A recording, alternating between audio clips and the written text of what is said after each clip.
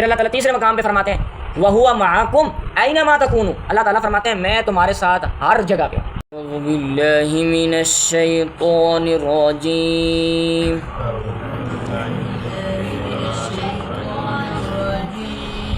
بسم اللہ الرحمن الرحیم،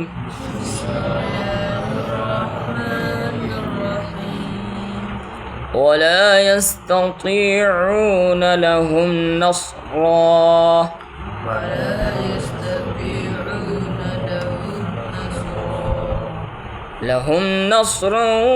ولا أنفسهم ينصرون۔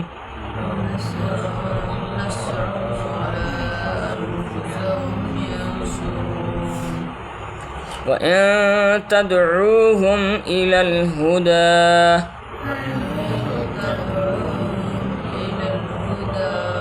لَا يَتَّبِعُوكُمْ سَوَاءٌ عَلَيْكُمْ أَدَعَوْتُمُوهُمْ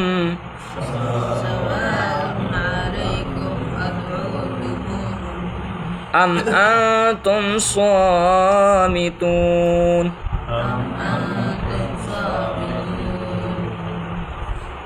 سامعین محترم، گزشتہ سبق کے اندر ہم یہ بات پڑھ رہے تھے کہ اللہ رب العالمین اس کے اندر فرما رہے ہیں کہ تم میرے ساتھ ان لوگوں کو شریک کرتے ہو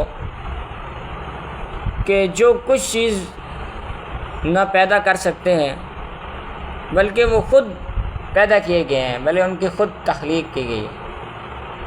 دوسرے مقام پہ اللہ تعالیٰ فرماتے ہیں کہ ان یسلبہم الذباب، کہ اگر ان سے مکھی بھی کوئی چیز کھینچ کے لے جائے تو یہ مکھی سے وہ کھینچی ہوئی چیز بھی واپس نہیں لا سکتے۔ پھر تیسرے مقام پہ اللہ تعالیٰ فرماتے ہیں وَلَوِ اجْتَمَعُوا، کہ اگر یہ سارے کے سارے جمع ہو جائیں جن کو تم میرے مد مقابل شریک بناتے ہو، عام الفاظ کے اندر ہم اسے کہہ سکتے ہیں کہ جسے ہم سیڑھیاں لگاتے ہیں، کہ جو آج کل معاشرے کے اندر رائج ہے، کہتے ہیں یہ اللہ تک پہنچنے کی سیڑھی ہیں۔ دیکھو نا، کوئی بھی بلند چیز ہو جیسے چھت ہے، آپ چھت کے اوپر ایک دم اوپر تو نہیں جا سکتے، اب اللہ نعوذ باللہ من ذالک، اللہ کے ساتھ ایسی تشبیہات دی جاتی ہیں۔ اب دیکھو اللہ آسمان پہ ہے تو آسمان تک پہنچنے کے لیے ہمیں درمیان میں ایک سیڑھی کی ضرورت پڑے گی، تو لہٰذا یہ بزرگ، یہ ولی، یہ پیر ہمارے لیے ایک سیڑھی ہے۔ تو اللہ تعالیٰ نے تو یہ ارشاد بیان کیا کہ وَإِذَا سَأَلَكَ عِبَادِي عَنِّي فَإِنِّي قَرِيبٌ أُجِيبُ دَعْوَةَ الدَّاعِ إِذَا دَعَانِ، کہ اے نبی صلی اللہ علیہ وسلم جب میرے بندے آپ سے پوچھتے ہیں میرے بارے میں کہ ہمارا اللہ کدھر ہے، تو پھر انہیں بتانا میں ان کے بہت قریب ہوں۔ پھر اللہ تعالیٰ دوسرے مقام پہ فرماتے ہیں میں ان کے من حبل الورید، شاہ رگ سے بھی زیادہ قریب ہوں۔ پھر اللہ تعالیٰ تیسرے مقام پہ فرماتے ہیں وَهُوَ مَعَكُمْ أَيْنَمَا تَكُونُوا، اللہ تعالیٰ فرماتے ہیں میں تمہارے ساتھ ہر جگہ پہ ہوں، جہاں جہاں تم ہو میں وہاں وہاں پہ ہوں۔ اب اہل سنت والجماعت کا عقیدہ کیا ہے کہ وہ یہ عقیدہ رکھتا ہے کہ اللہ رب العالمین ذات کے لحاظ سے اپنے عرش پہ مستوی ہیں، لیکن اللہ تعالیٰ کی مدد ہمارے ساتھ ہے، ہمارا ایمان ہے۔ تو اللہ تعالیٰ فرماتے ہیں کہ وَلَا يَسْتَطِيعُونَ لَهُمْ نَصْرًا، کہ نہیں وہ استطاعت رکھتے ان کے لیے کسی بھی مدد کی، وَلَا أَنفُسَهُمْ يَنصُرُونَ، اور نہ وہ خود کی مدد کی استطاعت رکھتے ہیں۔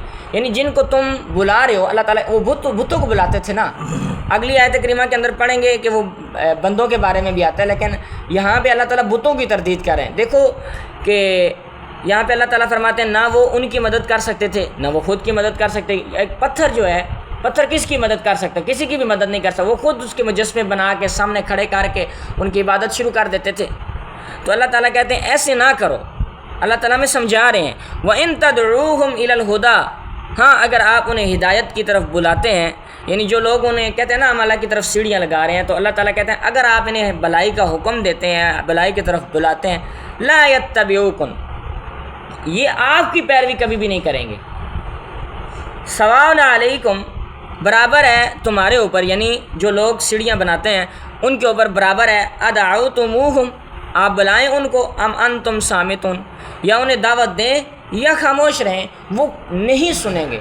اب اللہ تعالیٰ نے کلی طور پہ نفی کر دی ہے۔ اگلی آیت تھوڑی سی ہے، چھوٹا سا مفہوم ہے، پڑھ لیتے ہیں، بات سمجھ آ جائے گی کہ ان الذین تدعون من دون اللہ عباد امثالکم، کہ بے شک وہ لوگ جو اللہ کے علاوہ بندوں کو پکارتے ہیں، عباد وہ بندے ہیں، من دون اللہ اللہ کے علاوہ بلاتے ہیں، خواہ وہ درخت ہوں، خواہ وہ پتھر ہوں، خواہ وہ مورتیاں، کوئی بھی چیز ہو۔ اللہ تعالیٰ نے جب من دون اللہ کہہ دیا تو ہر چیز آ جاتی ہے اس کے اندر۔ پھر اللہ تعالیٰ کہتے ہیں میرے علاوہ تم پکارتے ہو، عباد وہ بندے ہیں، بندے ہیں یعنی معبود نہیں ہیں، وہ عباد ہیں، وہ معبود نہیں ہیں۔ امثالکم تمہارے جیسے، فدعوہم فلیستجیبوا لکم ان کنتم صادقین، پھر تم انہیں بلاؤ اگر وہ تمہاری پکار سنتے ہیں، اگر تم سچے ہو۔ یعنی اللہ تعالیٰ کہتے ہیں ایک بندے کی مورتی، وہ بندوں کی مورتیاں بھی بناتے تھے۔ نبی کریم صلی اللہ علیہ وسلم نے جو مصورون کے اوپر لعنت کی ہے وہ ایسے مصور تھے کہ وہ ہاتھ کے ساتھ تصویریں بناتے تھے، حتیٰ کہ پھر ایک مجسمہ بھی اس کا بن جاتا تھا، پھر اس مجسمے کی، اس جو بندہ ہوتا تھا نا اس کا مجسمہ بن جاتا تھا، اس کی عبادت کرتے تھے۔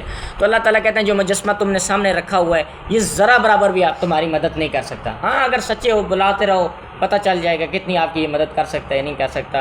تو محترم سامعین، اللہ تعالیٰ ہمیں کہتے ہیں صرف مانگنا ہے، تم مجھ سے مانگنا ہے، تمہاری ہر حاجت، تمہاری ہر ضرورت میں پوری کرتا ہوں، تم نے مجھے راضی کرنا ہے، میں تمہارے اوپر راضی بھی ہو جاؤں گا اور ساری دنیا کو بھی تمہارے اوپر راضی کر دوں گا۔ ہم نے صرف اللہ کو راضی کرنا ہے، اللہ کو راضی کریں گے، رسول اللہ صلی اللہ علیہ وسلم کی رضا خود بخود، رسول اللہ کو راضی کریں گے، اللہ کی رضا خود بخود آ جاتی ہے۔ کیوں؟